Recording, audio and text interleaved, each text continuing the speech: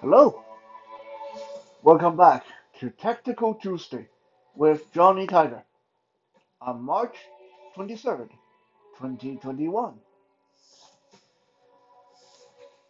Right now, we hear about energy saving all the time. Green energy, uh, clean energy, yada yada yada. Everyone's interested in how to save energy, use less energy.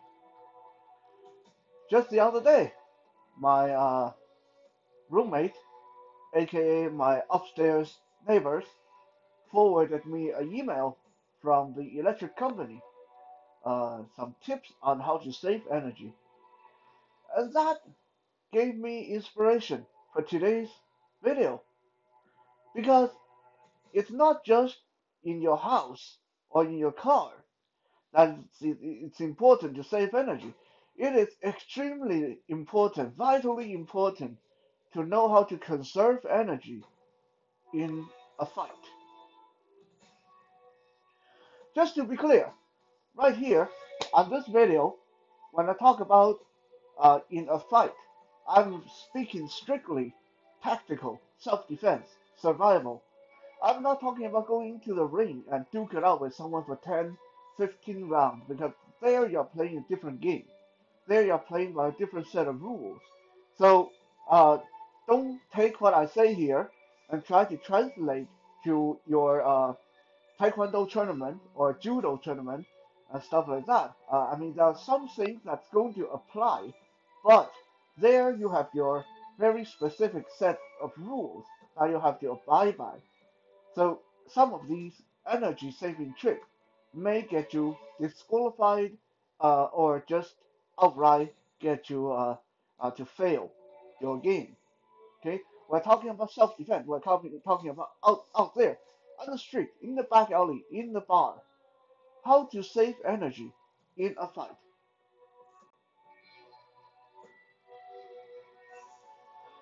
Most people that never been in a serious altercation. Why do I specify serious? How serious is serious? Well, you don't need to be fighting on the battlefield in Afghanistan or stuff like that. That's too serious. That's not what I'm talking about. But if the only kind of fight you have been in, if you're in elementary school, some people, some kids came up to you and started talking trash, and then you talk trash back, and then you swing at them, and then they swing at you, and then both of you go to the principal's office. That is not uh, the kind of conflict we're talking about in self-defense. It's open and shut, done, over with. Okay? If I have to teach you self-defense in those scenarios, my advice is don't talk trash back. People talk trash, you have the option of turning and walk away. You have the option of ignoring it. Don't talk trash back. That is self-defense. All the rest is not self-defense. Now, the kind of situation I'm talking about here is you're standing at the bar, minding your own business. Someone come up to you and start accusing you of looking at their boyfriend or girlfriend, and then before you can explain, next thing you know, that person is in your face, shoving you back, you're crashing into the bar, you don't know how many friends they have, and so on and so on. You're in it, you're in the fight of your life. And you don't know if this person is going to pull out a weapon, if this person's friend is going to jump in, if they're going to grab the bar stool, this is the kind of situation I'm talking about. Okay, so if you have been in a serious situation, you know what I mean.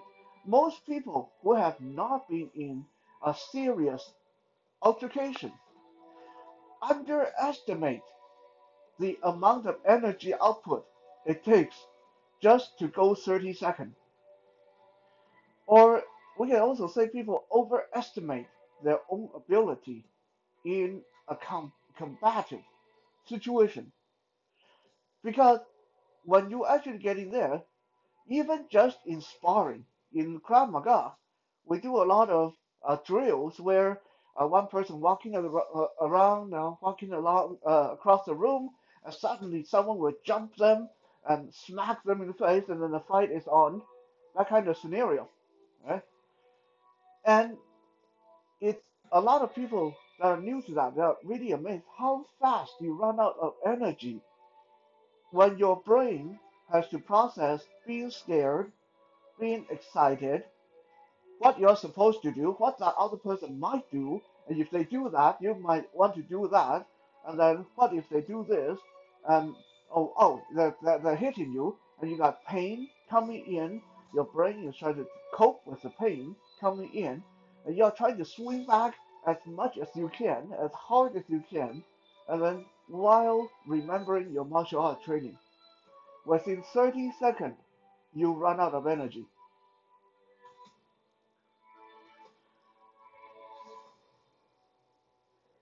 If you have not experienced something like that, let me give you a little exercise to work on. Uh, let's say you put a big pillow, if you have a big pillow or a cushion from your sofa, okay? Take that and put that on the floor, pretending that's a person.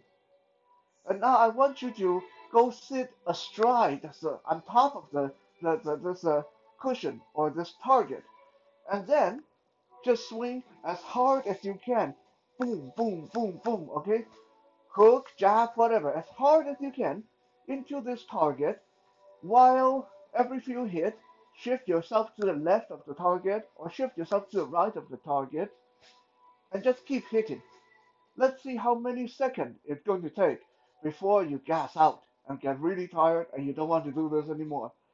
Uh, for those people that are untrained and or never been in this kind of scenario, I imagine 30 seconds, 40 seconds, that would be tough. Okay. Now, of course, if you just go light, like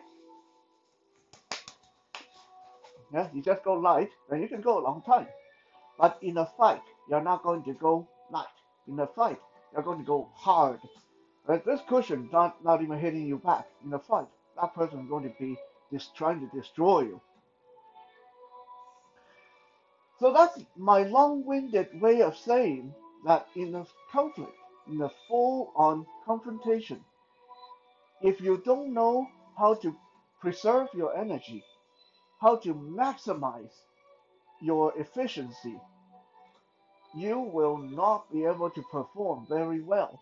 You might be able to perform well against one untrained person, two untrained person maybe, but believe me, if you are not knowledgeable in how to max out your energy.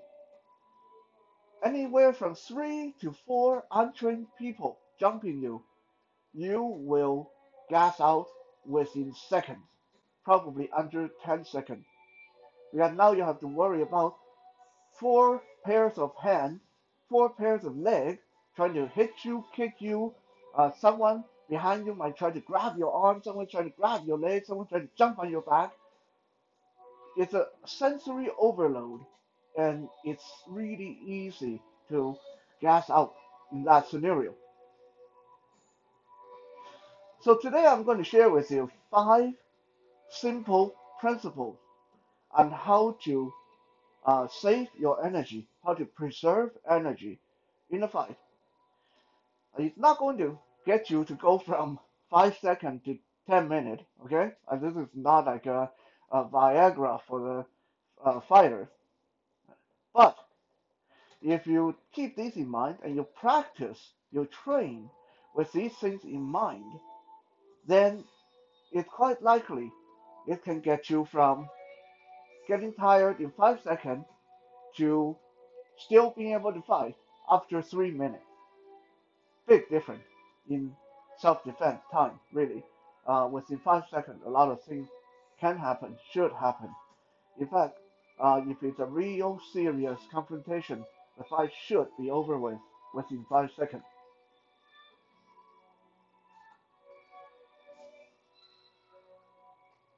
Of course, It goes without saying that one of the best way for you to maximize your combat effectiveness is to work on your cardio and your body conditioning. Cardio, body conditioning, the two most essential things if you want to be able to output more energy, hit harder, and take more hits in a fight. But setting the obvious aside, let's say you already do your cardio, you already do some body conditioning, you toughen up your stomach, you toughen up your forearm, you toughen up your knuckle, you toughen up your shin, okay? You even slap yourself on the face sometimes. Let's say you've already done all that.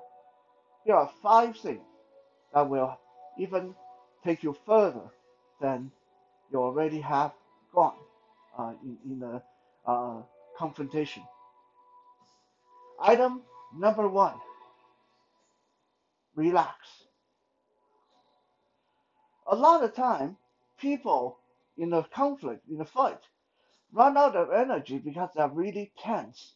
They throw a punch and they retract, they've got the perfect form, they throw a hook, they spin around, elbow, they turn around, all their muscles tensed. Okay? We read about this in the book. The person, live muscular body is as tense as a piano wire and can snap in any direction at any time. Sounds good on paper.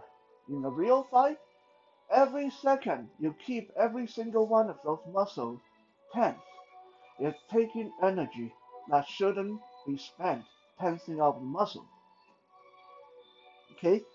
So, if I'm in a fight, I can stand here and tense up and be as prepared as I can and bulging out my bicep and tensing out my shoulder and keep everything nice and tight. And then finally, 5 seconds later, when the proper target presents itself, I go boom, punch them in the face. Okay, hopefully that's over with. Because if that's not, then I got to tense up again, block, block, block, and boom again, throw out my punch when the time presents itself. Okay, that's only two punches, and I'm already feeling my heart rate speeding up. So rather than doing that, practice how to relax and only tense up at the moment you move or the moment they hit you. Okay? Train your body, train your muscle to react instantly. Think of it like a soldier that can lay down and fall asleep instantly and then be wide awake and up on their feet and ready to fight instantly whenever the opportunity calls for. You need your muscles to do that. So when I'm in a conflict, a lot of time I'm very relaxed. Most of the time I go into a conflict like this. My arm crossed in front of me. I'm not even in the fight stand. I'm just like sagging in. I'm not tensing my muscles. Right? This is what I look like before a fight happens. This is what I look like before a fight happens. Sometimes I'll have my hand out. Hey, take it easy, man. Take it easy. No, come on, come on. It's not that big a deal. Boom! Okay? I go from 0 to 100. My hand, boom, over their ear. Right? So, relax and move. Tense up at the moment you're ready to move. At the moment they are hitting you. Okay? Don't walk around like you are high strung, like you are tightly wound piano wire. Okay? That's not what we need. That takes too much energy. Learn to let those energy out. Take that energy inside yourself and only let it out when necessary. Okay? To train for that, there's a lot of ways to train for that, but one of the ways to train for that is when you're practicing your punching, when you're practicing your kicking, stop tensing up. Okay? So rather than going to your fight stand, do the cool MMA stuff, 1, 2, 3, 4, 1, 2, 3, 4, 3, 4, 3, 4, 3, 4, 1, 2. Okay? Just eventually you start to tense up like crazy. Okay? Learn how to throw it from relaxed stand. Okay? And I'm just sitting here, relax. 1, 2, 3, 4, relax. 3, 4, 3, 4, relax. 3, 4, 5, 6, relax. Okay? I'm dropping back to a relaxed state after every combo. If you have a punching bag, okay, practice without combo. Practice just single punch. Go from relaxed, nice and relaxed, boom, nice and relaxed, boom, nice and relaxed, boom. Okay? Throw out those devastating kicks and punches from a relaxed state. I can stand here and do that all day. Won't get tired. Okay? So that is principle number 1. Learn to relax, learn to call up that energy instantaneously when you need it.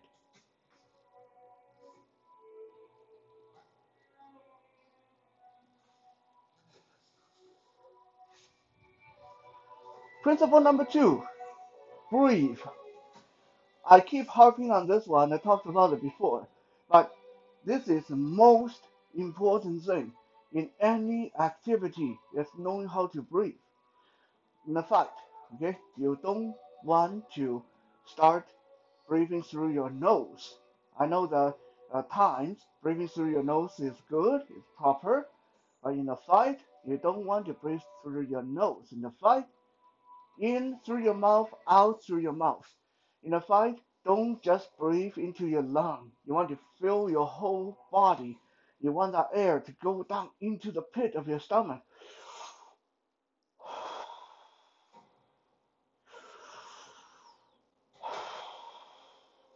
Okay? Make sure that air, that energy course through your whole core, your whole torso when you are fighting, when you are moving. Okay? And you never want to gulp air. Everything has to be controlled, especially your breathing out, your exhalation. It should never be, that all my air is gone. Right? It should be nice and controlled.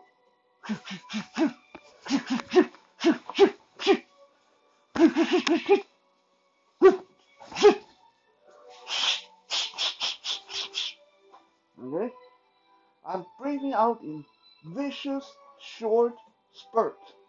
And when I get a chance, I breathe back in and continue. Okay? Always work on your breathing when you're fighting.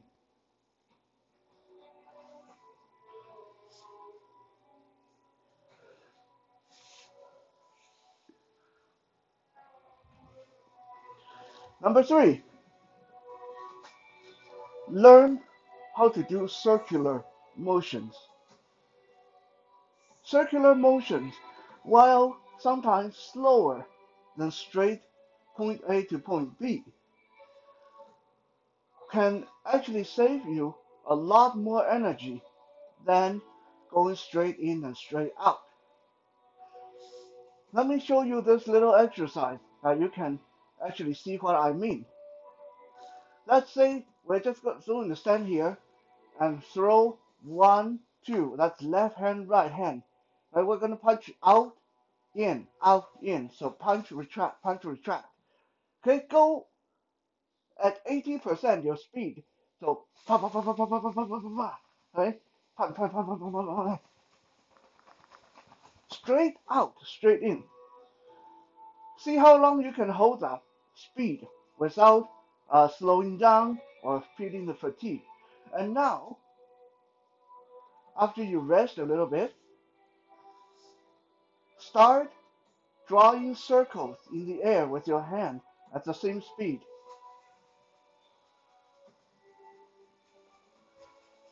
I'm sure that you will notice that drawing circle It's a lot less tiring than straight out, straight in. Why is that? Why is that? Because when you are moving in circles, you are dumping off excess energy and momentum. When you throw your fist straight out and you want to pull straight in, you are fighting against that outward momentum, which means your fist have to stop in midair and retract instantly. So your muscles are pulling double time. Your muscles pulling the weight of your arm, also that fighting that forward momentum. And then if you want to throw that punch out forward again, then you got to fight your backward momentum. So every time you do out in out in out in, you're building up that pressure, that uh, that momentum that is working against you. But when you move in a circular motion, there's no sudden reversal. There's no working against the momentum. All you're doing is redirecting it by moving in a circular motion. I can punch I can do my 1-2-1-2 just as well by not rather than retracting straight back. I am retracting back in a circular route. I'm circling back. And that will dump all that excess energy and get my hand back without me having to expend a lot of energy to fight that momentum. So, point number three, move in a circular motion. I'm going to show you guys another example of why circular motion saves you a lot of energy. Let's say someone really big and strong come charging into me. Right? If I move forward to meet him, well, I may get hurt, but more importantly, it takes a lot of energy because I got to move forward and I got to push against him. Okay? If I move back, that takes a lot of energy too because now I got to move back and try to stop myself from tripping over because he's pushing me back. I got to try to contain his weight and his momentum. I definitely don't want to move back. Okay, but have if you have a partner, try this out. Have your partner just lower their head and put their hand up so they don't break their face, and just run into you. Okay, you don't have to do it fast. Just to build up a relatively good speed like that. Run into you. On the point of impact, when they hit your body, right? Turn your body, turn your shoulder. Just little turn. Okay? Turn to the side, turn to the left, or turn to the right, depending on how they hit you. Now, if they hit a little bit to the right, then you turn to the right. If they hit you a little bit towards the left, then you turn to the left. Let them pass. Let them momentum pass you. Let them go past you. I almost guarantee you they'll trip over. They'll fall over your leg. Okay? So that takes hardly any energy at all. I have used this kind of strategy in sparring sessions, in fights, so often. When someone tries to grab me or someone tries to muscle me around, and someone tries to body check me, I just shuffle my foot, shuffle my feet, turn to the side. Shuffle my feet, turn to the side. Totally relaxed. Going back to point number one, I'm relaxed. All I'm doing is turning this way, turning this way, turning this way, and pow! Full power into the back of the head. Fight over. Right? Back to no, the original uh, point of relax, but be able to call off that energy instantaneously. So, learn the value of circular motions. Learn to turn, learn to shift to the side.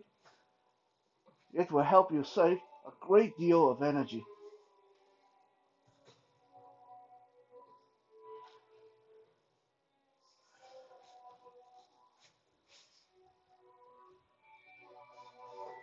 Point number four, principle number four, learn how to move with the flow, aka learn how to use motions that make sense. Emotion. We already talked about momentum in uh, principle number 3, learn circular motion. Principle number 4, it's the same thing. You need to learn how to work with momentum, not against momentum. Okay? This is why 1-2-1-2 work really good, much better on energy than 1-3-1-3 in punches. Try it out, okay? Left, right versus left straight, left hook, left straight, left hook. Okay, when I do 1-3-1-3, especially if I want to do it with perfect form, I feel like I am attracted, my arm is a tractor that's trying to muscle my body, which is the cargo, around. Now I feel like I'm fighting my own weight the whole time. Of course, if I just use my arm, 1-3-1-3, it doesn't mean anything, but that's not going to knock anyone out either. You got to do a proper 1-3-1-3, okay? Full power, full rotation, full extension. Try out. Throw proper 1-2-1-2 versus proper 1-3-1-3. I guarantee you'll find 1-2-1-2 a lot easier. Why? Because 1-3-1-3 is working against momentum, while 1-2-1-2 you are going with momentum. When I throw a 1, my body naturally rotate to the right, so my right arm is ready. So when I rotate back, 2 come out, and then my body now rotate to the left, cocking that 1 to come out again, priming the 2 to come out again. Okay? Every time I throw a punch, the other punch is instantly ready. Rather than like 1-3-1-3, where I have to throw 1 and then get the same arm back and out to the side and 3 and pull it back and 1 again and pull it back and 3. Okay, that's all it is. Learn to go with the flow rather than fighting momentum. Okay, rather than fighting momentum. Okay, let me give you an example. If someone come, we use our previous example, right? If we use our previous example, someone come running full speed into my body checking me, I do my cool little rotation to the side to get them past me. It's a lot easier if I spin to the left for me to bring a right elbow right down to the back of their head, okay? Rather than if I spin to the left and I try to throw a left roundhouse kick. Why is that? Because I'm spinning to the left. They are coming past me. My left leg will be obstructed by their body, but my right arm, right leg, the entire field is open. I'm already spinning in that direction. So all I have to do is put my elbow in the right place and boom, down on the back of their head, rather than try to jerk my body back towards the right with that left roundhouse kick. Can it be done? Of course, but it's not going to save you any energy when you work against momentum. Okay? So, whenever you are sparring, practicing, always play around, try to find what feel like you're going with the flow and what feels like just awkward. And if it feels awkward, it feels unwieldy, then it's probably not something you want to do in a real difficult confrontation.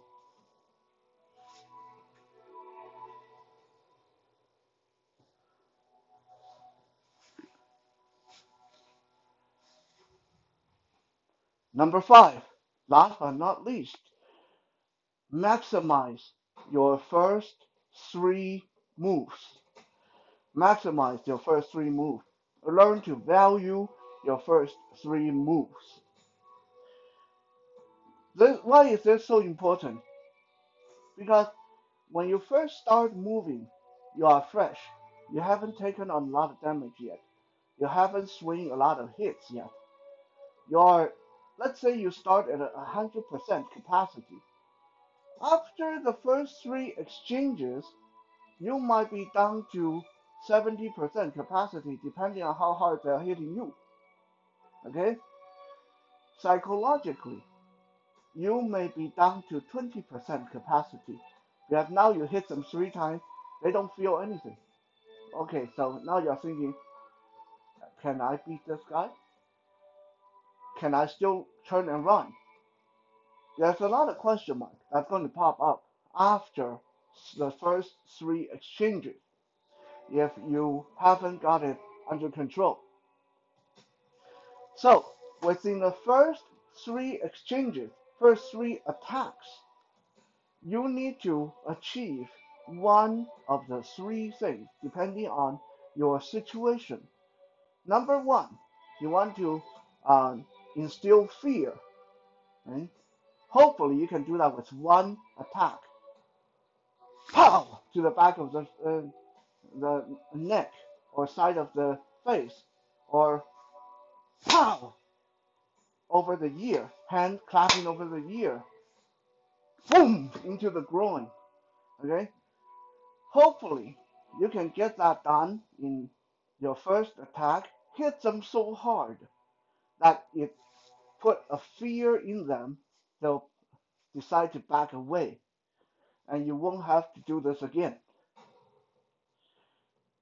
Number two, the second result that you want to go for is control. Someone come up and grab my wrist and try to pull me away. I need to, within three moves, get their arm off of my hand, circle behind them, and put my hand over their eyes and jerk them down. I now have control. Okay, I can decide to call the police, to let them go, to blind them, to rip their face off, whatever. Okay, first three moves, you need to either instill the fear of God into them, or you need to establish control. If you have not done so by the third move, things get really, really hard. Especially now, if they have friends you have to worry about, you don't have time to stand here and duke it out for 30 rounds. You don't even have time to stand here and duke it out for 2 rounds. You need to get things done within the first three moves. So think about that. Next time you practice, spend less time on 100 different kind of moves, 100 different kind of combo. Spend more time on the few moves, few devastating combinations or techniques that you know you can pull off in your sleep. Concentrate on practicing them, practicing them, practicing them. Because these are the ones that you need to bust out when the fight actually happens, and you need to get things done within three moves. Number one, instill the fear of God into them. Number two, establish control. But if they have friends that's going to jump in, you have to resort to number three, because just scaring them is not going to be enough. Their friends will jump in. And when their friends jump in, guess what? Now they're not afraid anymore. They'll jump right back in. Now you got to do it all over again. Establishing control, not going to do it either. If they have friends, you get a hold of them, okay? Their friends come rushing in, and next thing you know, you're down on the ground, you know, and you got three or four guys on top of you. Okay? So in the situation, in the eventuality where you can't establish control, you can't instill fear because there's too many of them. We resort to number three, debilitate them, debilitate them, take them out of the fight. First three moves. What do I mean by that? If I'm in a situation like that, and I know there's more than one of them, and I may have to fight every one of them to get out of here, then I'm not going to stand here and throw jab or cross or hook or uppercut or dancing around and trying to get that head clinch, do the knee thing. I'm not going to do kickboxing. I'm not going to do boxing, right? If I know I'm in a situation where I have multiple targets to deal with and I need every ounce of my energy, my first three moves is not going to always be the same, so don't just watch this video and assume that you know what I'm going to do next time you spar with me or whatever. Now, I'm just going to give you an example.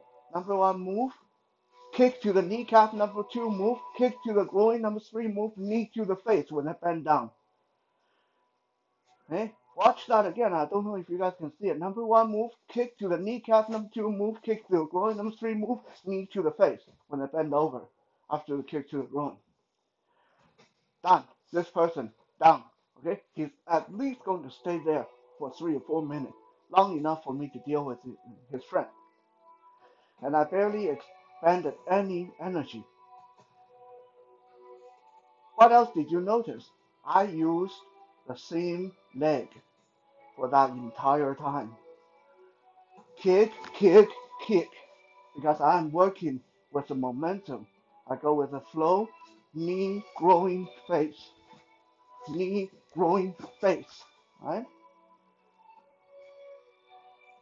Same leg. Just go low, middle, high. Low, middle, high. Knee, growing, face. Okay? I'm not here to play a game. I'm not here to be fancy. I'm not here to prove I'm the best boxer in the world. I'm here, I'm up against multiple attacker. I'm here just to survive, just to get home. Okay? So, first three move. You need to achieve one of the three situations. Instill fear, gain control, or debilitate them.